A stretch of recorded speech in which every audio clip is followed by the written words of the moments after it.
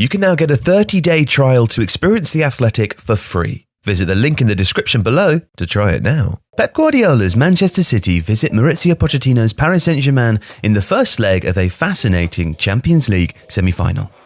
PSG's threat is obvious. In Kylian Mbappe, they possess a lethally quick striker.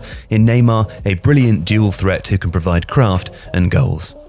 He'll try to drift into the space ahead of City's back line, while Mbappe will target the channel between the outside of one of City's centre-backs and the full-back.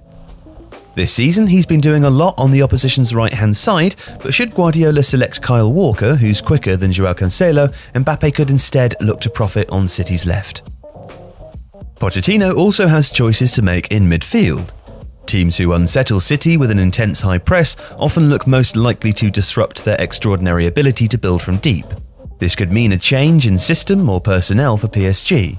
Their 4-2-3-1, which defends like a 4-4-2, has used Julian Draxler on the left, but he's PSG's least effective presser by percentage success rate, and he's fairly low volume too.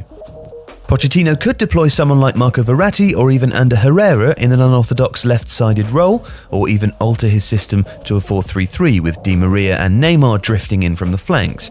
But whatever happens, PSG need to stop City building from deep with energetic pressing and intelligent tactical fouling, while also not losing their shape and being ready to counter. It will be a mentally and physically taxing battle for Pochettino's team, but they need to stop City scoring away from home. And Manchester City themselves have been imperious, especially in the second half of the season.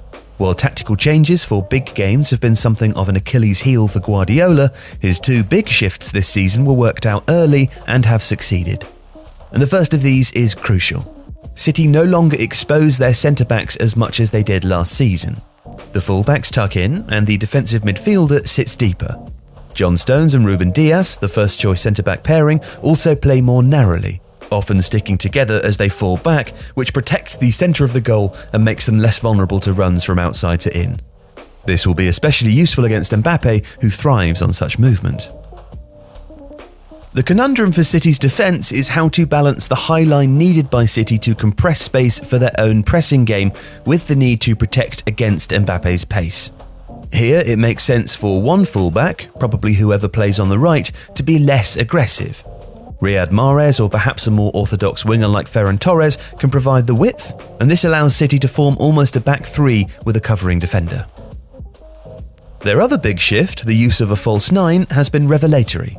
It's given Guardiola's team superb control of the ball, and from that, the temperament of matches. City never seem to panic even when going a goal down, as they did against Dortmund in the second leg of the quarters. This is a game that will be won and lost in the fine margins.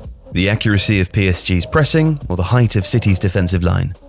Too much or not enough of either will leave these two teams vulnerable to exactly what the other side is good at. It suits PSG to exploit the counter, but they'll want to impose themselves in the home tie. It suits City to control the game and wait to strike, but they'll want to push for an away goal while not leaving themselves vulnerable. And at stake is a place in the final for two teams absolutely desperate to claim their first Champions League title. Getting this intriguing tactical battle right will go a long way to deciding who comes out on top. If you liked today's video, please subscribe to Tifo to help us reach 1 million subscribers. The Athletic is home to some of the world's best sports journalists, including David Ornstein, Daniel Taylor, Ollie Kay, Amy Lawrence and Rafa Honigstein.